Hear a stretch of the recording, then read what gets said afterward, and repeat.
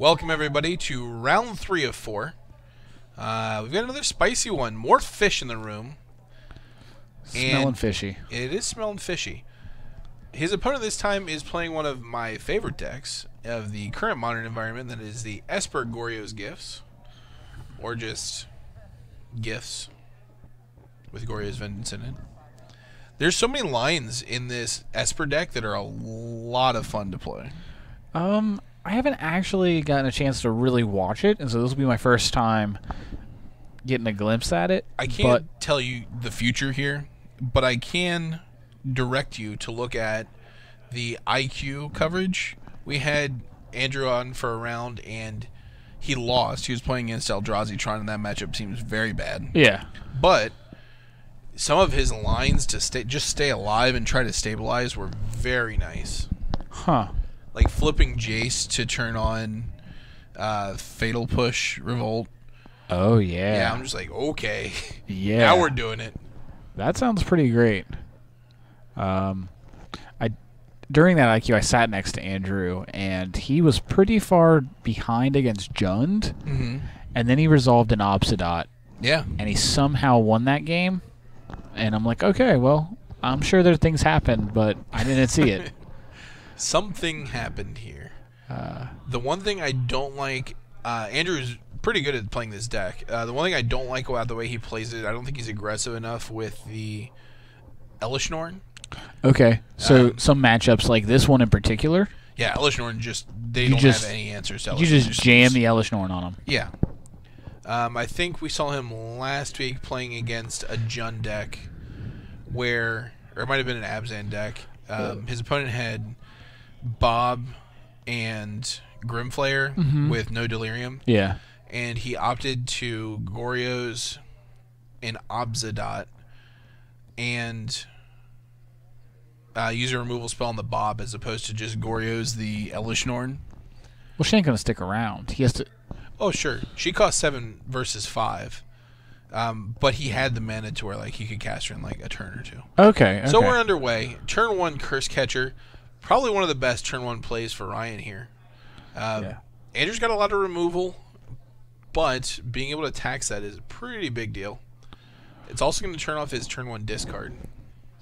Another question is whether or not Ryan knows what he's up against, and whether he's been sitting next to Andrew at the tournaments thus far, because if you just think that he's on some general Esper control deck, you might value the Curse Catcher much lower than how good it can be against disrupting a Gifts or a Goryo's. Sure. Looking at Andrew's hand, the jig is going to be up here real soon when he casts this Jace Vryn's Prodigy. Jace still seems like a value play. It could be. You never know what these kids bring to the table. These crazy kids. Silvergill Adept. What a feeling card. a Tidebinder. Tidebinder in the main. Yeah, man. Coming prepared for some goifs. Does a great job of it. Andrew with a Polluted Delta. Let's see if now he's comfortable firing off the Inquisition. I would think so.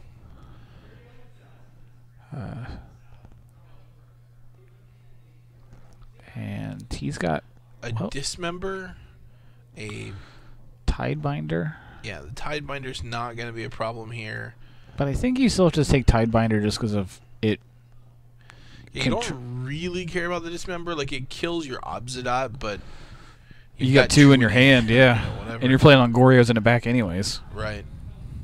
And you've got a path. Oh, okay, so he's trying to lock that Jason. Yeah, I think so. Jace is actually a big deal here. He's got a path for the Master of Waves, so well, here's the big trouble. Drew a Lord.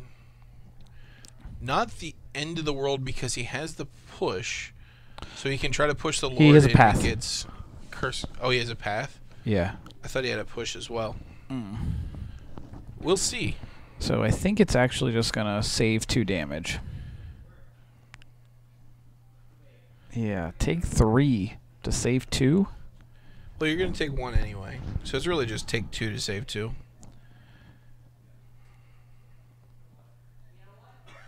probably not worth it unless he's planning on leaning heavily on the Reanimator part of his deck, and he really wants the Curse Catcher gone. So there we go. We're going to take 3. Notably, Ryan does not get a land, but we know he already has the 4th land for the Master next turn. I'm good. I'm fine, thanks. No, I'm fine. Okay. So Andrew has the Jace. So we've got a Jace. Very interesting. He's got a Serum Visions in hand. I guess he would have had to take 3 to Serum Visions again. Yeah. Notably, Andrew does not have an island. So he's going to take a good amount of damage this turn. What is this? 8 damage and go down to 5. But if he can avoid fetching for an island, he can set up a block next turn with an Obsidian if he draws into a Goryo's Vengeance, or even like a block and then flip Jace. It might be just a snap path. Snap path is very reasonable. So Andrew down to 4. let's not get an island. Yeah, no island is the play here. Let's get a Godless Shrine. Or even just a swamp. I I don't know if he runs 2 Godless Shrines is where I'm at, but I definitely don't want an island. Oh, okay. I see what you're saying. Can you function without an island? I think he can. Okay. Plains is the call. He agrees that he can function without an island. We need to draw another land here, though. I guess we don't. We still have Path off of the Snapcaster. So what he can do is cast the Snapcaster, declare blocks, loot with Jace after you've blocked with it, flip it, and then path something for maximum damage reduction. Oh. Draws a Water Grave. Not going to be great. It'll probably be okay to play post-combat, assuming this Master of the Pearl Trident is the card that's going to get eaten. Probably by Snapcaster.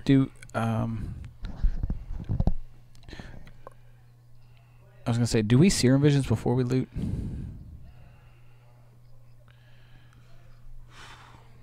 This is awkward.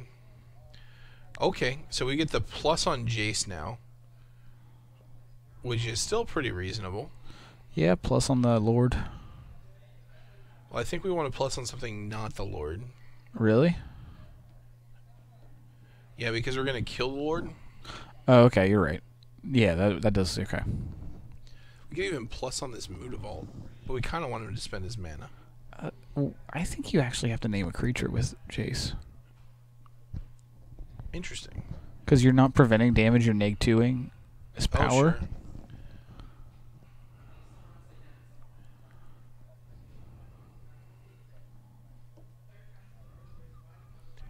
-2, -0, effectively turning this Tidebinder Mage into a 1/3.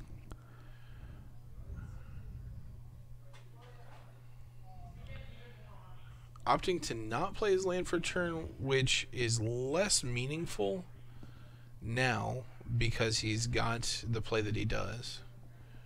So we've got Snapcaster. Actually, do we just put our Snapcaster in front of the Lord? Yeah, we're just gonna Let's trade path that off. Let's path this. Well, you know, we could path the Lord and then block the Silvergill. Or the Mutavault, it don't matter, I guess. Either way, I think the Silvergill's the better block. Well, no, because even with a Lord, a Snapcaster can kill a Silvergill. I don't think it really matters. It's all 2 power. That's true. He's So we're going to take going 2. to 1? No, we're only taking 2. He's going to take 2 and 1? Just 2. 1 from the Tidebinder. No. Tidebinder's a 2/2 with -2. Oh, okay, yeah, okay, because he lost his. Okay, all Lost right. the Lord. Wow.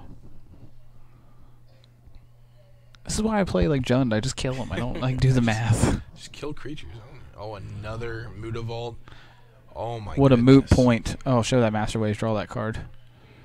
All right, so he needs something big to go his way here. Fatal push. Let's Serum Visions. You're gonna need something more than this push. That's for sure. Right? If we Serum Visions. Yeah, we could Serum Visions into a Goryo's on the Obsidian. Yeah, and then even maybe at that point play our... I don't even know. We can't play the land because it comes into play tapped unless we pay 2. All right. Option said to not even look. Maybe he did the math. So if he Serum Visions into a Goryo's, he can get back the Obsidian, go up to 4, block 1 creature, take 6, but he still has the 1 mana to Fatal Push. Or no, he's going to be Serum Visions, then 2 mana for the Goryo's. Yeah, so he doesn't have any mana left. But he still gets a plus Jace. Okay. So he'd be at 4, take exactly 4. That'd be it. Okay, well, Andrew's smarter than me. Jace is up to 1 target creature. Apparently. That's what it says. Yeah, you can't target permanents with that. I know. You could target no permanents. Yeah. You can't target non-creature permanents. Yes, like Immutable. The Spider Monkey is Matthew Manier.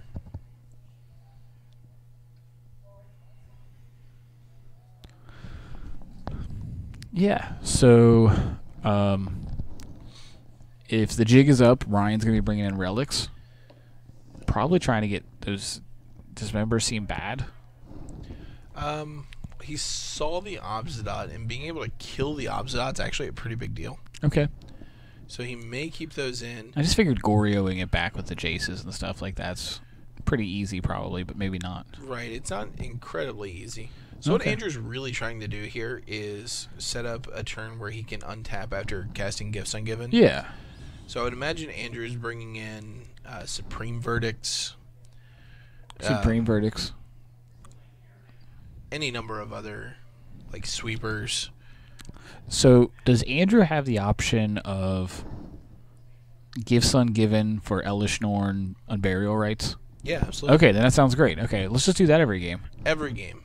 Got to draw the gifts. We got to survive until we get that much mana. We didn't this game. I guess. I would just cast gifts. So I played this deck when it wasn't playing Goryo's and Obsidian, and that seems like a sweet new angle to take on it. Yeah. I do remember you playing that gifts deck. Yeah, and it wasn't good. It wasn't bad. But when I was playing it originally, it had like Deathrite Shaman. It was like that's like head and shoulders above everything. Yeah. Right. But I remember playing against a lot of Merfolk decks back then because Merfolk was very popular. Yeah. And it was always very interesting. I was playing the 4-color version, and Abrupt Decays just tore through Merfolk. Yeah. But now you have Push, which does much the same thing. Hard to interact with Counter Magic because it just costs 1. Mm-hmm. So we'll see how Andrew can pull this one out. Obviously, he lacks some of the ramp that I had played. Yeah. But he has a couple different angles he can take. So he has access to Verdict, which seems really important. Maybe even a Flaying Tendrils. Because he's going to have a diversity of options just to gifts for him, right? Right. Yeah. So because he still has that toolbox element.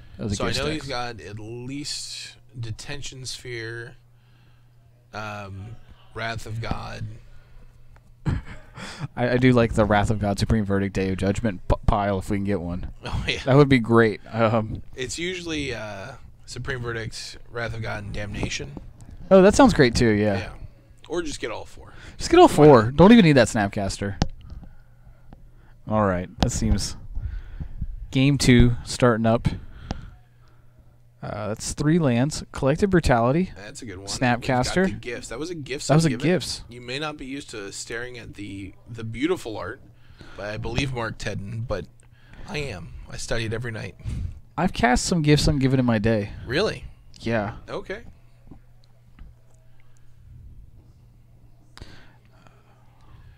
Oh, Cavern on Merfolk. How will he ever counter a creature in a vial? Into a vial. He gets 2 uncounterable creatures. Oh my gosh. Ryan Rigby boarding into the anti-control package here. He did. He did not understand what was going on, I guess. Well, Well, I guess he didn't see a Gifts. He didn't see a Goryo's Vengeance. He didn't see an Unburial Rites. I don't think he boarded in either of these cards. Yeah. I think they just come with a pack. They come with... Oh, sure. I'm saying that Aether Vial is probably the first thing I would take out. Yeah. They don't seem good. He just might not have anything to sideboard in. Yeah. That seems worse than a Relic, though. I agree.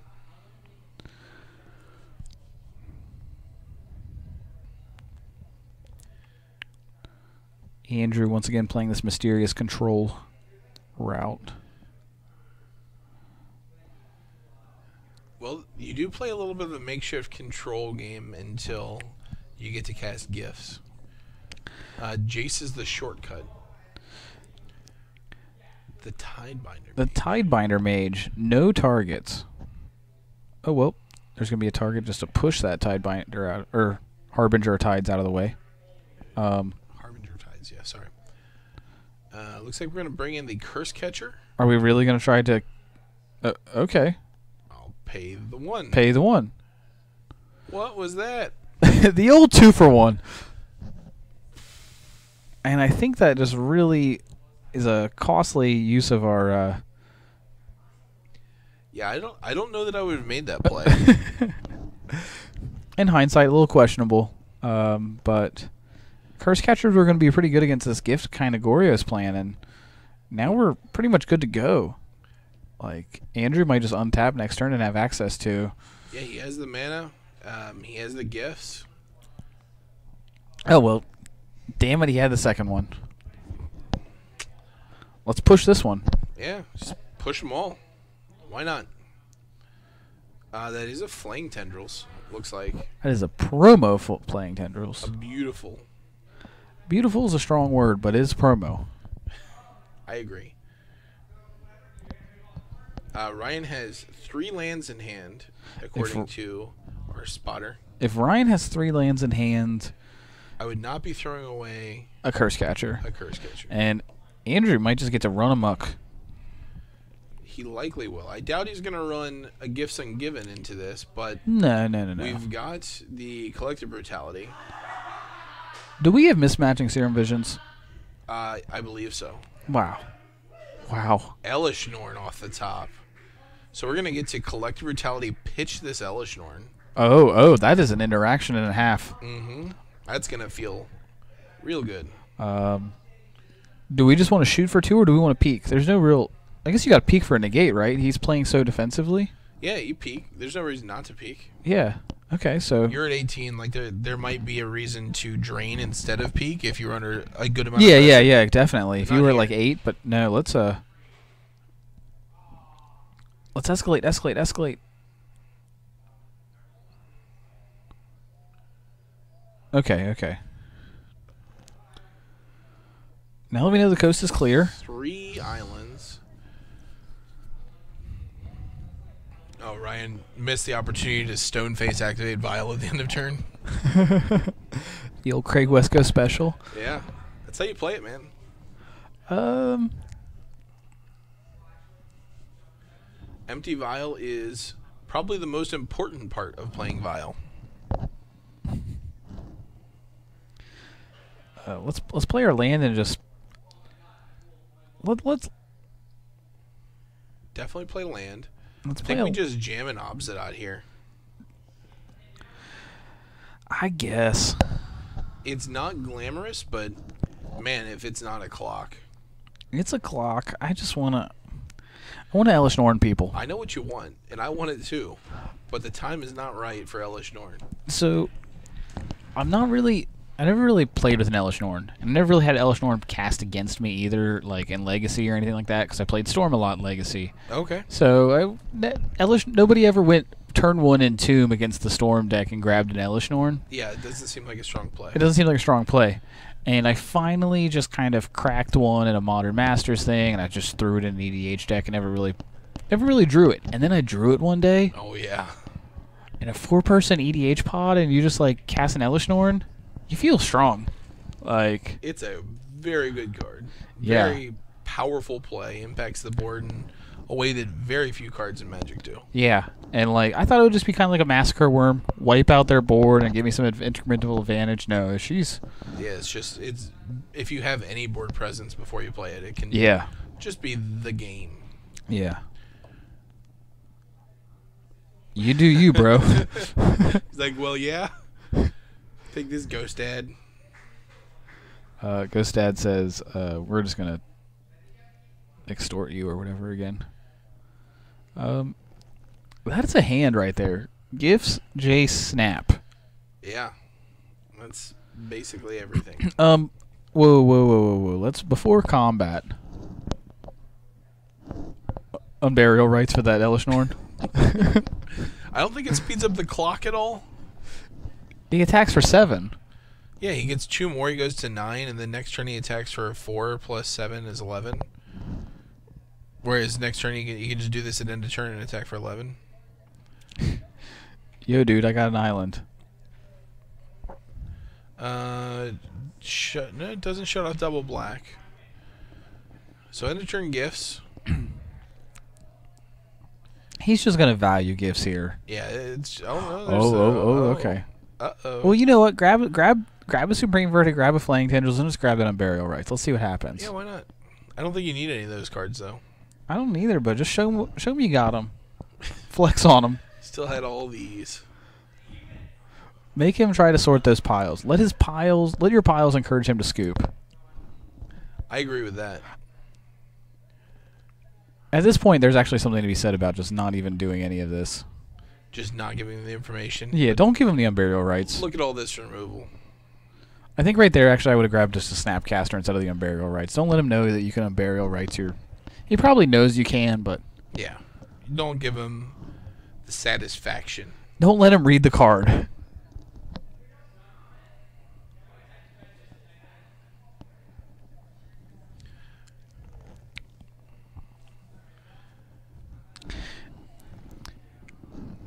There's something I don't know. This might be kind of mean, kind of rude, but that's fine. I just generally assume my opponents are kind of dumb. I need them to be dumb for me to win. It's not even anything against them. Assuming, I'm just hoping. Yeah, you know, like and this is definitely what we were talking about earlier. Just let something slip out of their mind. Just let them forget that Elishnorn is a house. Yeah, I mean, if that's your out, is them forgetting that Elishnorn's in your yard, then you got to play to it. So it's interesting here. Andrew's going to have 2 options for this Unburial Rights. The big one being Elishnorn. Also, Iona completely shuts his opponent out of the game. That's not nearly as fun, though. It's not nearly as fun, but if he had the option there and needed something, like if he didn't have the Obsidian, Iona would have been the better call because he didn't have any board position. Yeah, that prevents your opponent from casting spells, not actually just killing everything. Right, but if he doesn't have anything to kill, and Iona is a much faster clock by herself. She's a 4/7, is it? Are they both 4/7s? No, Iona is a 7/7 flying. Yeah, see, yeah. Yeah. I guess Reanimator's probably reanimated one against me in Legacy, but... Yeah, if you're playing Storm, who cares what his power and toughness are? Yeah, I didn't care what his power and toughness was. I was going to try my hardest to bounce it. Tendrils him. Yeah. Yeah, he's probably going to side against the graveyard now. He's probably going to side against it anyway, but... I think Elishnorn's just on the board unless they have Vapor Snag. Which seems deep. Echoing Truth? Okay, Echoing Truth. I play Echoing Truth in Storm sideboards. Yeah, but I just assume Merfolk has to have something. Do they care about permanence on board like that? It can be pretty good against like engineered explosives. Knight of Soul's Betrayal, which is one of my favorite sideboard cards. You cast a Knight of Soul's Betrayal against Infect, and they just kind of... I'm sure we have clips of that. I'm sure I've done it on camera. I'm sure Farrell's done it on camera. I've done it many times against Affinity, and that feels so good. Affinity can still play. Infect is just done for. And Affinity can kind of play. Yeah. Okay, so... Alright, so the turn 1 Relic. Turn 1 Relic. Respond in turn. Andrew had a turn 1 Serum Visions. And He's deciding between, does he want this Inquisition or this push? I think the push sounds great. The Inquisition sounds bad. There, he agrees. He agreed. Yep, just get it out of here. I don't see many people do that. What's that? Just tap your relic in a turn, eat one card. Wait, people don't do that? Yeah, I see a lot of people just sit there on their untapped relics, hoarding all the activations for themselves. People should be, let's just say people should be tapping relic just like they tap Aether Vial. Yes. Every end of turn. Just get in that Every end of habit. turn. Just, build good if you've got habits. an artifact, tap it in a turn. No Yeah. reason not to. Yeah. Unless it's like a Mesmeric Orb. I was going to say, if they have a Mesmeric Orb, don't tap your Relic of Progenitus Don't do that for one. funsies. Unless you're on the self-mill Relic of Progenitus deck, and then, go for it. Oh, and a Seize Claim. Okay. So we're going to try to turn your We're going to try and shut you off of colors. black-blue land into an island. Interesting that he didn't add mana in response. Yeah, I just don't know if any of those targets were attractive enough. Mutavault's a huge target. So he could say in the beginning of combat, I'll activate, right? I forget how that worked. You don't Right. have to activate your Raging Ravine in the main phase. Move to combat, correct. activate Mutavault. Yeah. Yeah, you can do that. As long as you say it as one sentence, right? I don't think you even have to say it as one sentence anymore. There was like a month where you had to say it as one sentence. I hate that rule. I'm over it. We'll have to see if Ryan catches this Marsh Flats with his relic. I would think he is. You think he's going to get it? His hand's over there. He's waiting for it. Oh, man. Oh, well. Finger on the away. trigger. Is this going to be a Collective Brutality?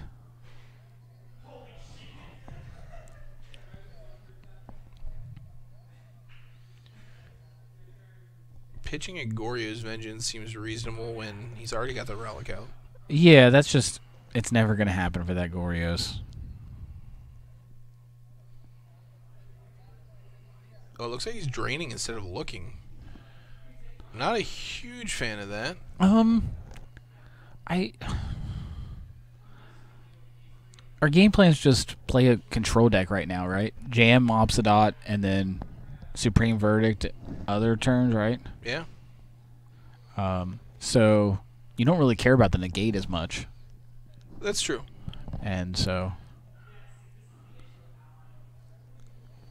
Oh, it looks like he's got a Supreme Verdict and a Flying Tendrils in hand. I think he's going to try to set up a turn where he can get some value out of those cards now. Yeah, I just don't know if he has the double white for Verdict or he'll have the double black for Tendrils next turn. Correct. He's hoping Ryan does not Play a another second Lord. Yep. He does have the Fatal Push in hand still, so he can deal with it. Okay, yeah. But he wants to get that value. Take Just two. all day. That signals that he does not have a second Lord. Or here's a Regery. Well, that doesn't make much sense, but... That is a... Okay, so he just wanted the 2 damage. Kind of what we were saying about earlier about the push. Oh, sure. It makes a lot less sense doing this instead of when it's Akira. Yeah, I don't... Yeah, no. I don't think it's ideal, but... Oh, he had the second white in hand. Takes 2. I like it. Oh, and he's keeping up that Fatal Push mana? Oh, he's going to get to eat this Mutavault if nothing else on the swing back. Yeah. This feels good. That sandbag and Andrew Tefft had it all the That time. dirty sandbagger. Even has the Inquisition. Oh, he's sure, running yeah. out, Let's just fire off that Inquisition. What else are you coming at me with, bro? Holy smokes. That's a lot. Take a Lord. I assume they all say the same thing. So there's 2 Lords. I believe... Yeah, I believe they're both the same functionally. Because whoever wanted to print that printed it. Yeah.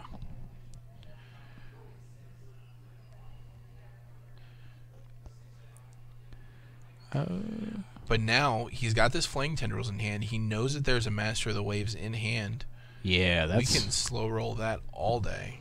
take Yeah. one Lord, so even if he has a Lord with Master of the Waves, you're going to get it. Mm-hmm. Oh boy.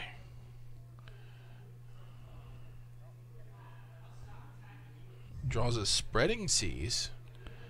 Can't imagine he'll want to cast this, but here we are. Here we are. All right, so he's back off of double black of note. That's a big deal. Okay, yeah. That's a pretty big game. Here's the Lord. So he drew the island to play the Lord. Andrew's... Okay, Black well, Source. how convenient. Not terribly. He needs a clock. He needs to stop drawing all these lands, but... Is there anything... Aboro, Master of Waves pre-combat. No. Oh, man. Yeah, get that Mutavault out of here. Yeah, we're... Andrew down to 9. Totally reasonable life total still. Who needs Sphinx's Rev when you can just Unburial Rights and Obsidian? Right?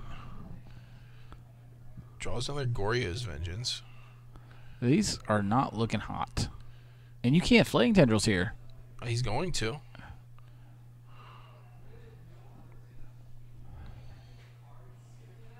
Get him out. So this leaves Ryan with a Master of the Waves in hand, which is just going to create 1 token. Yeah, crack it. Draw that card. Not drawing the card. He's not willing to. And he's Showing got some patience. Okay, so Andrew made the right call. Oh no, he's going to get many more than 1.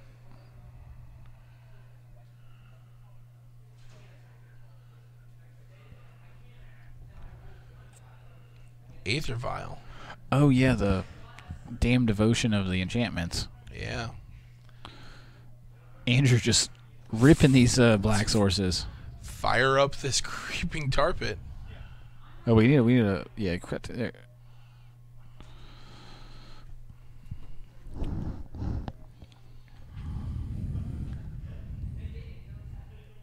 We'd be up to 4 tokens right now. We've got 2 Spreading Seas and a Seize Claim.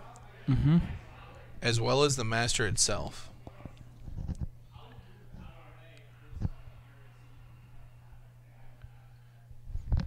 And here's the Master.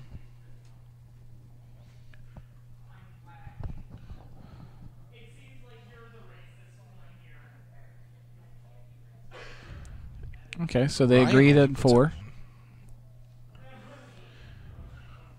So this is lethal. Okay, yeah, so we're just clearing up the board stage, just setting these lands aside. I got islands. Draws another Wow. Goryo's Vengeance. So now he's going to have to block with his Creeping Tar Pit to survive a turn. Doesn't feel great. Sure. That's game. No. Is it? Yeah, it's the full game. Yeah, okay, that's 9, yeah. Wow. Didn't have to be game. He could have sat back and tried to bluff like a removal spell or something for Yeah. the Master, but You're at going that to point, swing there's out. no really yeah. way to play around it. So, So that'll do it. Relic was rough. Relic was rough. Not drawing a creature the entire game was pretty rough. Yeah. But that's the way it goes sometimes. All right, we're going to find a good one for round 4. Hopefully our round 4 all-star, Zachary Creamer's around. We can throw him on there. Light him up. Light him up. Oh, he's dredging now. Dig him up. We'll see you guys here in about 20 minutes.